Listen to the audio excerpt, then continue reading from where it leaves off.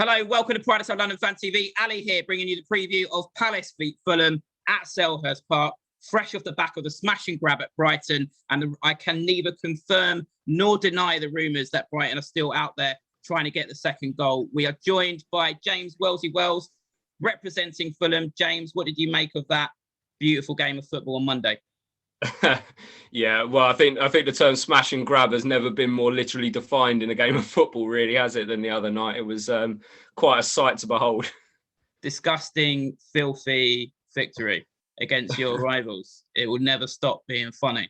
Well, it's absolutely helped us out as well down at the bottom, so I'm more than happy for that. Well, we'll get onto that. Let's start with your manager. He is really the flavour of the month at the moment with the media. Actually, some Palace fans who talking about if Roy did go, we'll get on to Roy later at the end of the season, that your manager is actually on the lips of some Palace fans saying he would be their choice if you were to go down. Obviously, we don't want you to go down. We want you to stay up instead of Brighton. What is it like having Mike Skinner from the Streets as your manager? I mean, look, I think that Parker's gone on quite a journey, hasn't he, since he took over at Fulham. Obviously, he had a real bum deal when he first took over, seeing us through to the end of the season, which actually in some ways did him a world of good, really. There was no expectation, no pressure. He could just get in, get used to what the expectations were and so on. But, I mean, last season, as well as anyone, Ali, I was a massive critic of Parker. And I really... quite often very outspoken about how disappointing it was, the football that we were playing and the way we approached games. It always seemed very negative. The term Parker ball was, something that stuck with him, really. Sounds like Roy ball. I think it's interesting you say that, because the next thing I got on my notes is that during the last lockdown, which was literally this time last year, you actually said to me, part of you didn't want to go up so that Parker would go. What's changed? Yeah, I mean, I look back on that, and I'd still at the time stand by that, because it wasn't progressive. It was very dull. It was very boring. We'd become such a somber team to watch. We were just awful. I think that, to be honest with you, obviously getting to the playoffs was a big achievement for his first full season. I said that at the time, and still say that now. It's a great achievement for him. But I think that the Brentford final was the turning point for him, really. I think throughout the season we really flattered to, really actually impress anyone throughout the season. But that Brentford game, he got his tactics, he got his strategy, he got everything. I think that Joe Bryan's free kick was obviously down to something that him and the coaching staff had picked up on as well. And he really did show a little bit of tactical new. And I think that was the starting point for him. I think that, what we've seen from Parker this season, I personally, there's definitely a massive split in the Fulham support as to whether they are pro Parker or anti Parker. But really, even now, that there's a lot of fans who are still very negative about what they still coin as Parker ball. I think that those days have moved on, but I think that he's proved himself as a better manager this year than he did last year, even though that we may still. This is why I think these sort of fan things, it gets criticism, but it's good, because in the mainstream media at the moment, you'd think you'll love Parker, and it's the same with Palace. I mean, no one picked up until we started losing 3-0 at home to Burnley that Palace fans were disgruntled with Roy Hodgson, and what you're saying about Parker ball just rings so true to Palace fans with Roy ball, and we'll get on to Roy in a bit. I mean, at the beginning of the season, it looked like you were going down faster than Mohamed Salah. But what changed from the beginning of the season? Because you've now got a real shot. I mean, to be honest, we've been giving ourselves a real shot since November. It's not been a sudden thing in the last week just because we picked up 7 points from 9. We've been playing better since November. I mean, up until the previous week's games, I think we draw 9 of 13 games. Obviously, we hadn't been winning games, but we hadn't been losing games either, which it has its positives and negatives in that respect. But I think the thing that's changed, I mean, at the start of the season, as it's classic Fulham, we got all of our transfers in on the last day, on deadline day, after a couple of games had passed, and that doesn't help in galvanising any team. I know there was a short turnaround, obviously, after the playoff final. I think it's only 3 weeks, I think, for the playoff final to the Premier League season. So it was a quick turnaround, but we didn't have a team set at that point in time. I think what has changed is that he's looked at the players we've got and he's playing to their strengths. Obviously, some key players have come in, and when we look at the teams later, I sort of touch base on a couple of those players that weren't there earlier on in the season. But I think that just playing to the team's strengths and that counter attack, being solid at the back has been a huge, obviously, a huge change.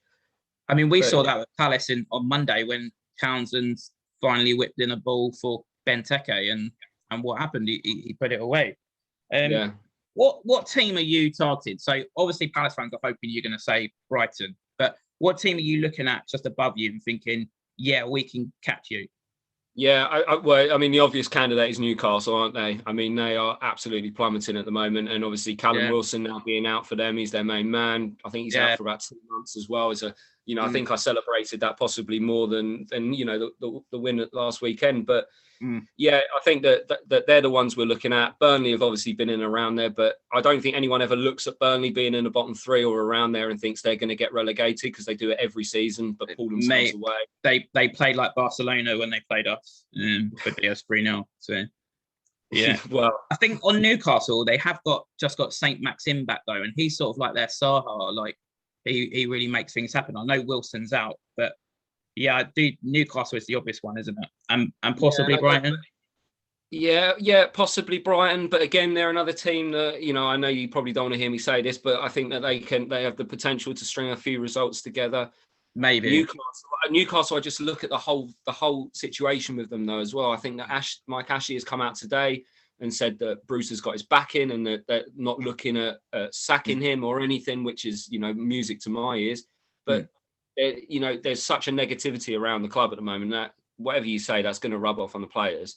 I mean, Sam Maximan, he's a quality player, but again, he's another one who can go through 90 minutes and do nothing, or can, he's not the sort of player who, when he's put through on goal, you'd back in with your mortgage to put it in the back of the net. Whereas Wilson, you probably put a fair few quid on that. Yeah, no, I mean, that will be a big blow to them and a big blow to people's fantasy football teams, Callum Wilson being out. But let's get on to Roy Hodgson, because obviously he had arguably his biggest success with you, the 2010, what was then called the UEFA Cup final. What was his style of football? It was the first ever Europa League final. Oh, was it? Okay. Yeah. What was his style of football like with you? Because all the stuff you're saying about Parker Ball is like the mirror image of what we say about Roy Ball. Was there any attacking intent when he was in charge of you? Yeah, 100%. I mean, it wasn't obviously flair. It wasn't Pep Guardiola style going forward. It was. It was solid football, really. I mean, obviously we've got two fan bases that have got very different opinions possibly on Roy at this point in time. I mean, he'll always be a godlike figure over at Craven Cottage.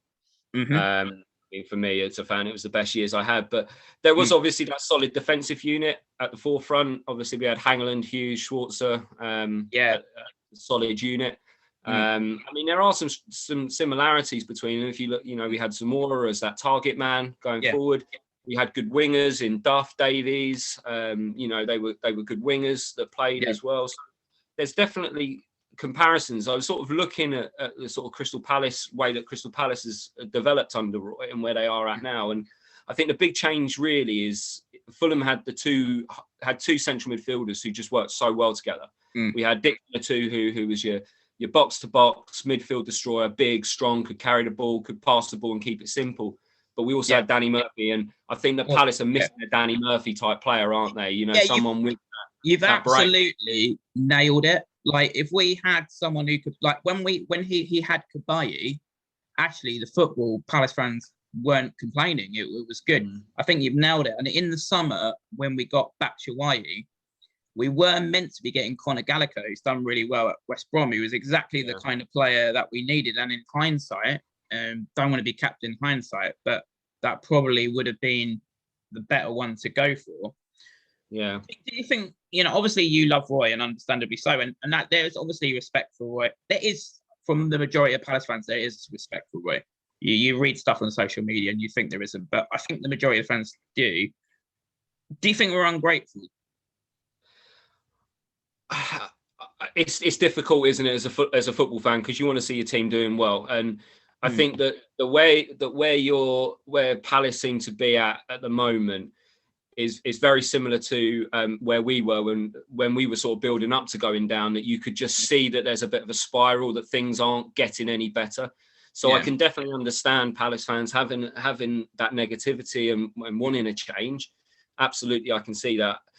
What I will say, and I've said to a couple of Palace fans before, is for clubs like Palace, and I don't mean any offence or anything by this, but Palace have historically been a club that have been promoted, been relegated, been promoted. I don't want to use the term yo-yo club, but I think Palace had the most promotions in Premier League history to the Premier League. I think. Yeah. And I think that there's something to be said for some stability. I see where you're coming from. Would you rather be getting relegated and then promoted, or just having season after season in the Premier League? I see where you're coming from. There's that, it's do you stick or twist, and you look at someone like Charlton, who got a bit bored of Alan Kirbishley, and where are Charlton now? I don't even know where they are. If you know where Charlton are, let us know in the comments below. But to counter that, we have been in the Premier League for 8 years, and we've finished between 10th and 15th. So I think where for me, I kind of started to think, you know what, that something needs to change, is when we play teams just slightly above us, like Villa, who beat us with 10 men 3-0, who play a really progressive style with a progressive manager in Dean Smith. And you're thinking, how long can we stagnate and get away with this? And obviously Monday night, you're buzzing. But really, any other team apart from Brighton, who had 25 shots on goal, my gnome can finish better than Brighton. We would have lost. I mean, proof in the pudding is we played like that against Burnley and lost 3-0. How long are we going to get away with that? Obviously, this season, I think all the teams just below 10th were quite lucky in that the bottom three are very low on points. West Brom and Sheffield United obviously been awful. You started badly but have improved. That might not be the case next season. You can't keep stagnating in your performance in the Premier League, and eventually it might catch up on us. But I think actually, just to sum it up really for you, is I think the reason why it really is discussed is Roy's contract's up at the end of the season. Half of our players' contracts seem to be up, which isn't his fault. It's bad management from our director of football and chairman. It just seems like the natural time, but it's a big decision on who they replace him with.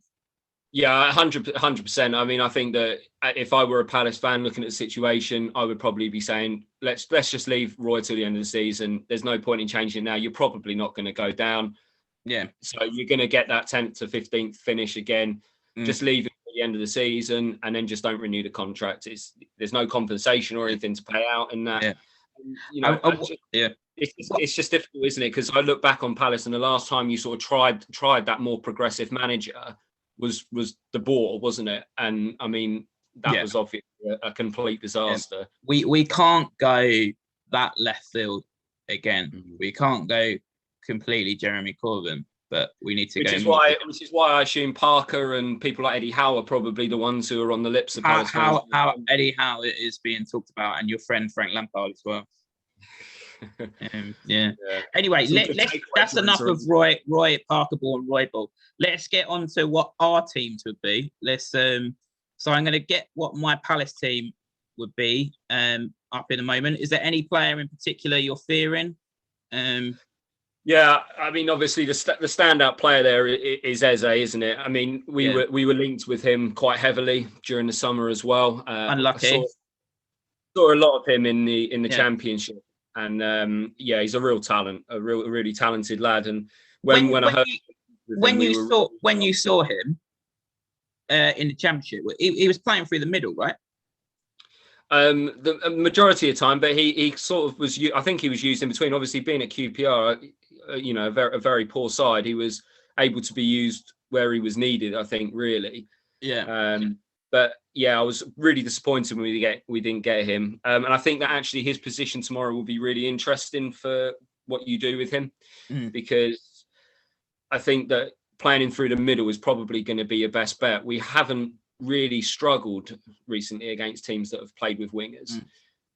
So I think that him as a central threat will probably be more intimidating for us than the others. Yeah, I mean, he needs to put in a good performance because, I mean, that was the funny thing. All the actual fans' favourites, like Eze and Gyro Ridderworld, were, to be quite frank, awful on Monday night. It was like the ones who had a lot of criticism, like Townsend and Benteke, who really came through. And that's why it was like a really sort of classic Palace night. It was just typical Palace, that the sort of people you wouldn't expect to came through as like these cult heroes on Monday night.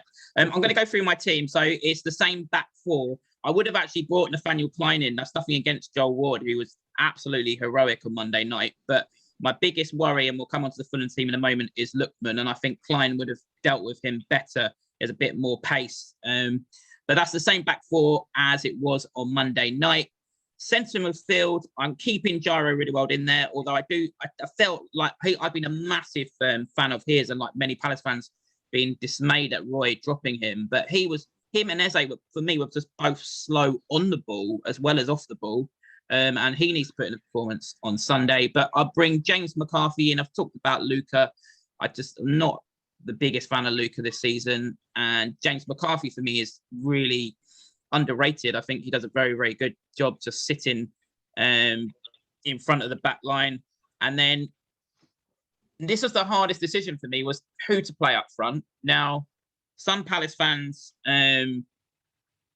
would like to play Benteke and Mateta, considering they both scored the other night. However, I just don't see them as a partnership, and I'd like to stick with a 4-2-3-1. I don't see them as a partnership. I think it'd be the most immobile partnership in the Premier League. I mean, I love them both now for what they did on Monday. But if I had to go for one, I'm going to go for Benteke, based on the fact that Andros Townsend from the left-hand side, Benteke and Andros Townsend both talked about this that a couple of years ago when Andros was playing on the left-hand side. Benteke got a lot of goals out of Andros putting in crosses from the left-hand side, as we saw at the end of the game. And I just think they'll take that momentum into this game. And then Jordan Ayew on the right-hand side, who is much better for me on the right-hand side than up front, also made the first goal on Monday night. And actually, do you know what? I actually feel pretty confident with that forward line. I think we can do some damage there, and hopefully Eze will put in a better performance. So that is my 11. Palace fans, if you disagree, Palace fans do disagree. I did a poll on social media today, and it was tight, but the winner was actually playing Benteke and Mateta together. Justify that to me if you think that in the comments below. Palace fans, let me know what you would change about my team in the comments below, as always. James, we're going to come on to the Fulham team now. And we'll get that up now. Just while we're getting that up, when you, at the start of the season, what I thought was great about Fulham was that you didn't panic like West Brom did with Bilic. I've kind of admired. I think that's good. Were you not tempted at any point to get Lawrie Sanchez back in? Absolutely not. Absolutely not. Only if we're getting him back in the Thames. But it was, they did show patience. I think they learned from last time. Obviously, we let Jokanovic go very early on last time. I think there was a lot of pressure on Jokanovic with the amount of money that was spent that season. It was a real sour way to end for someone who's probably been what I would consider our best manager since Hodgson left. But, I think that they learned from that it wasn't worth panicking. If we were going to go down, Parker had already proven himself to get us back up, that he got us up. So why not keep with him and give him the opportunity? I mean, you look at Burnley stuck by Dyche. I think they came up, went back down, came back up again. So I think if you look at that module, it makes more sense to stick with someone with it. So I was actually quite pleased that they didn't do that as well, mainly because there wasn't a huge amount of potential replacements out there. But I was pleased to stick with him. Where is Jokanovic now? I think he's over in Saudi Arabia or United Arab Emirates or somewhere like that, coaching, I think. But there's been constant rumours with him coming back. I think he was rumoured to be going to Birmingham, wasn't he, before Karanka took over? Oh, really? I mean, he was a great manager. Would have loved to have seen him stay. But talk me through your back four, because at the beginning of the season, these were your words. This is the worst defence in Premier League history. How have they got to a point where potentially you could stay up? Yeah, it was the worst one. I think that there was a game, the FA Cup game against Burnley, where we played our backline of Michael Hector and Tim Ream, with unfortunately for Joe Bryan, who I think is a good player, but not a great defender as such. But those three played against Burnley in the FA Cup, and we did a Palace and got hammered 3-0 at home by the mighty Burnley, but. It was, and when you look back and compare two of my starting lineup, or three of my defence, including the goalkeeper, were actually in that team that faced Palace earlier on this season in Tosin, Aina, and Areola. So I mean, Anderson has come in and made a huge difference. I can't believe, really, between him and Areola, I can't believe that we've picked up both those players this season. Areola has got to be one of the not fine of the season, because obviously he was very well known beforehand, but certainly one. How old is Anderson? I think he's sort of 24, 25. I mean, we could do with a young centre back. I don't know if you noticed, but we got Gary Cahill's got that. I mean, he's a quality. Don't quote me on the age. I can't say that with a huge amount of confidence. But no, mate, I mean, anything below 30 would be great for us. So yeah. I'm moving into the midfield, and the obvious interest for us would be Loftus-Cheek, who had a really successful loan spell with us. But the sound bites I get from out of Fulham is it's not been as successful, his loan spell with you. Is that correct? No, he's another one who splits the fans. The fans are very divided. He's a difficult one, Loftus-Cheek. I mean, I can only compare him to. I can compare him to, say, the best man or someone in charge of a group of lads, and you give a portion of your money to that person to do some wonderful things with it. And when they first get the money, they're doing these wonderful things with it, and everyone's getting really excited. Yeah. And then when it comes to the crux of the evening, right at the end of the night, when you're expecting, either big shots or the champagne or something to come out, you get something that's a complete disappointment. You get a round of apple sours instead. It's. Are you thinking about a certain best man at my wedding? I might be relating to such, but he was. But that is what he's like. He gets the ball and he does something really good, and then he looks for the final pass or looks for the shot.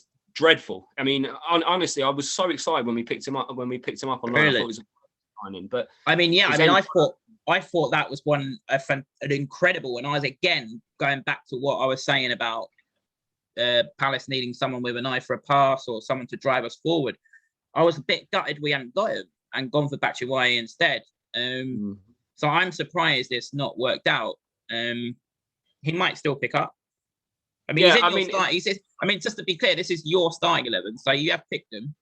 Yeah, I have picked him because we've just come off the back of 2 wins and a draw in a week. I'm not one for making wholesale changes if it's working. I mean, in this team there's 2 changes there. Decordova-Reid coming in for Cavallero.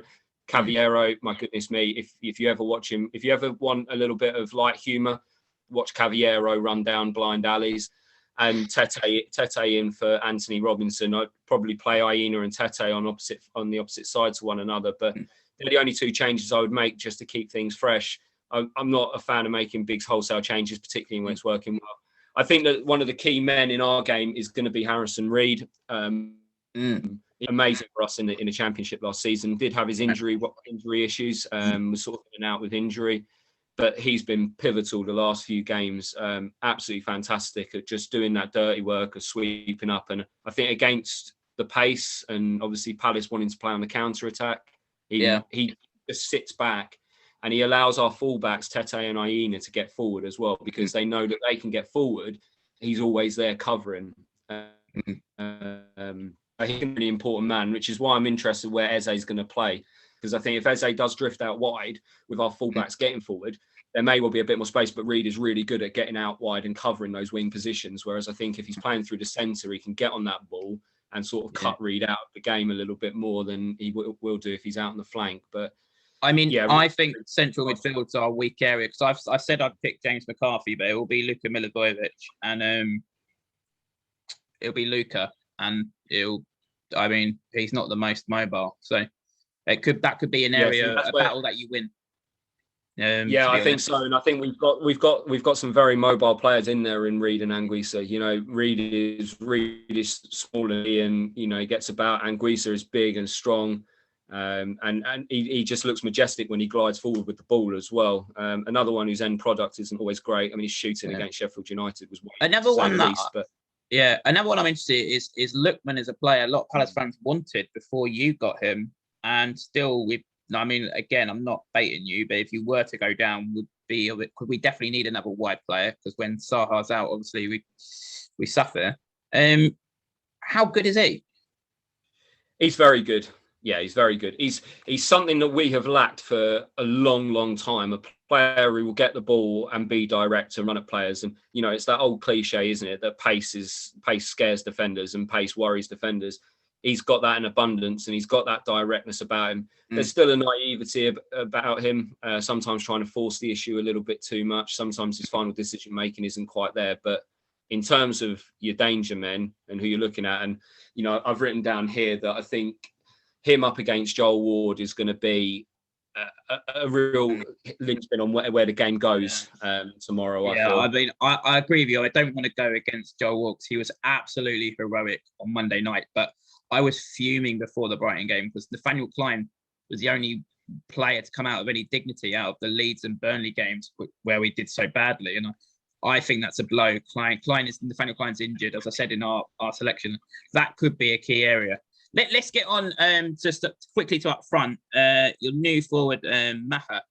Is that an upgrade? Because Mitrovic, for me, always seems unreliable. Like, you never know what you're going to get. He's about as unpredictable as Lady Gaga.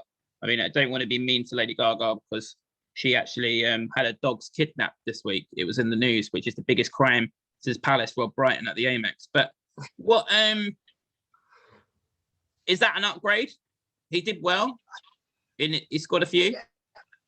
Well, yeah, he got two against Everton. I mean, obviously, when it's the same with any player. Once they get a couple of goals on their first start, everyone starts hailing them as the next Messiah. But yeah, he's a lot more mobile than Mitrovic. He's got the capacity to work harder.